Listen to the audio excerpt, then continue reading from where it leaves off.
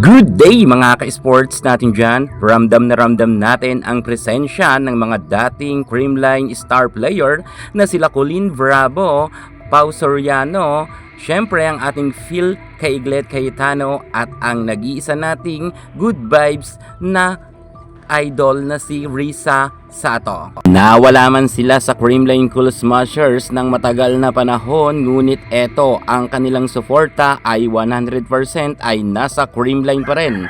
Ang kanilang dating team mukhang may nagbabadyang pagbabalik sa next conference. Maraming ang bulong-bulungan na nagaganap na meron daw mga dating star player na muling magbabalik dito sa Creamline Cool Smashers. Mukhang ngayon pa lang ay nakikita na natin kung sino ba talaga ang pampaswerte sa Creamline team. Well, pag-uusapan natin ang mga dating star player na di umano ay pipirma daw muli ng kontrata sa Creamline Cool Smashers. Alam ko maraming mga matutuwa dito, kaya panoorin nyo ang ating vlog hanggang sa dulo. Pero bago ang lahat, kung bago ka ba na sa aking channel, subscribe na, click ang ating notification bell para lagi kang updated sa lahat ng issue sa volleyball. Susunod na!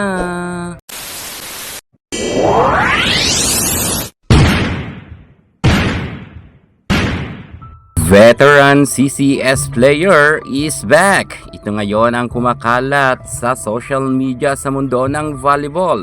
Phil Cayetano, magbabalik nga ba? Pero hindi siya ang magbabalik. Meron talaga magbabalik mga ka-sports natin dyan.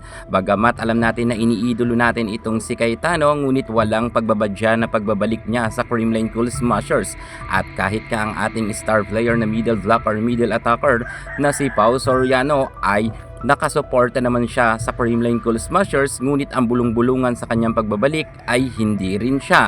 Ngayon, sino ba talaga ang sinasabi ng karamihan ngayon na babalik sa Creamline Cool Smashers? Well, bagamat nabanggit natin si Pau Soriano, ang star player na middle blocker ng Creamline Cool Smashers noon, at ang ating napakagaling rin na si Phil Kaiglet Cayetano, pero hindi sila ang makakasama nila Alyssa Valdez sa muling pagbabalik ng conference. Ngayon, sino ang ating tinutukoy? Narito na! Well, marami talagang mga star player ng Creamline Cool Smashers nakakapanghinayang sapagkat nagsialisan nga sila noon sa CCS, pero ngayon eto na nga, maraming rumor na nagaganap na ang pagbabalik nga ng nag-iisa nating middle blocker, middle attacker na napakaganda at isa sa mga bumubuhay sa loob ng court dahil masiyahin ng kanyang aura.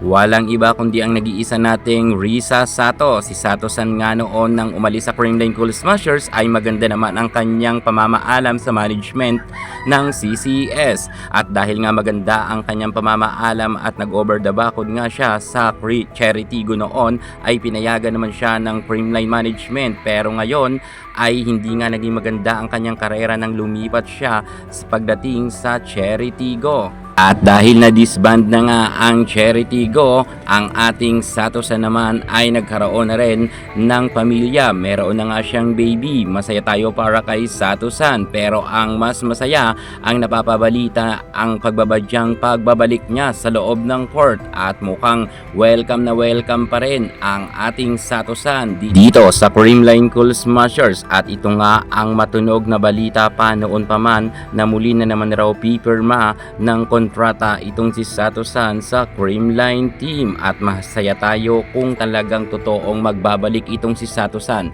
Masayahin siya sa loob ng court at hindi siya suplada.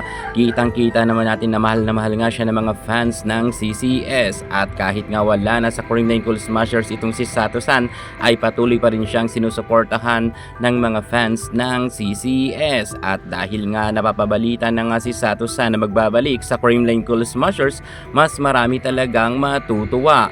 Isa kasi si Sato-san sa talagang bumubuhay sa loob ng court sapagkat bibo nga ito at masiyahin tulad ng sabi ko.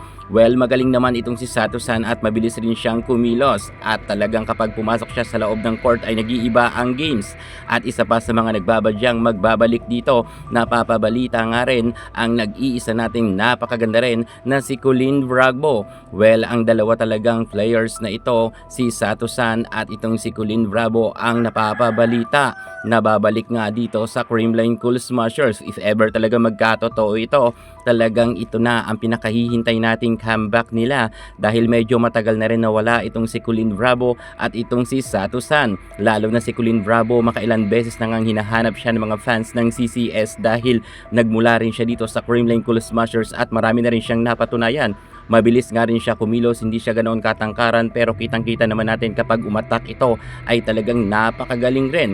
At marami na rin siyang napatunayan noong panahon narito siya sa Creamline Cool Smashers. Kasama niya sila Alyssa Valdez, ang ating Gia Amazing at ang ating nag-iisang Darna Gemma Galanza. Sila nga yung talagang starter player pagdating dito sa CCS kasama ni Pau Soriano noon.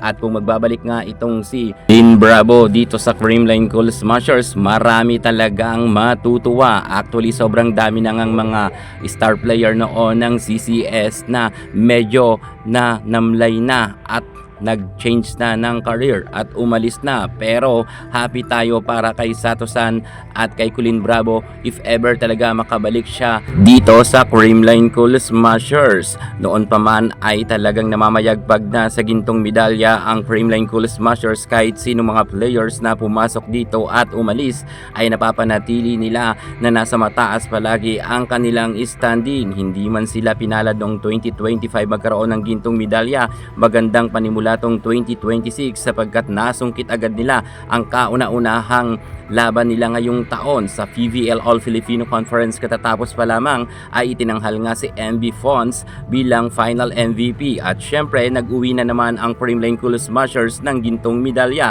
Naka-11 na nga silang gold. Grabe talaga ang Creamline Cool Smashers.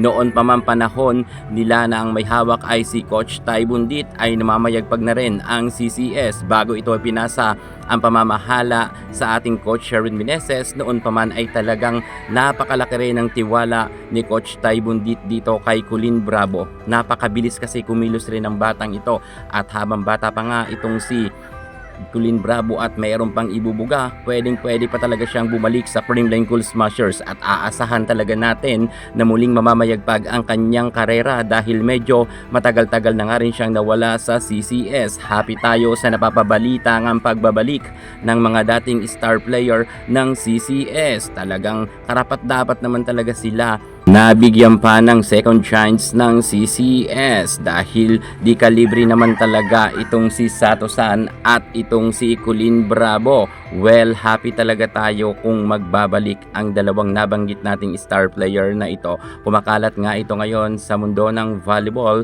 sa mga news na talaga may pagbabadya raw pagbabalik ng dalawang magaling na ito. Syempre, kung may magbabalik sa Creamline Cool Smashers, meron talagang mamamaalam na. Well, happy naman tayo kung magbabalik si Colleen Bravo at itong si Sato-san. Actually, mas bet ko talaga na magbalik or bumalik itong dalawang star player na ito dahil magaling talaga to si Colleen Bravo at magaling rin itong si Risa Sato. Sana talaga makabalik sila sa Creamline Cool Smashers. Yan muna ang pinaka-latest natin sa mundo ng volleyball at para hindi ka muli sa lahat ng issues sa volleyball, subscribe na. Thank you so much. God bless.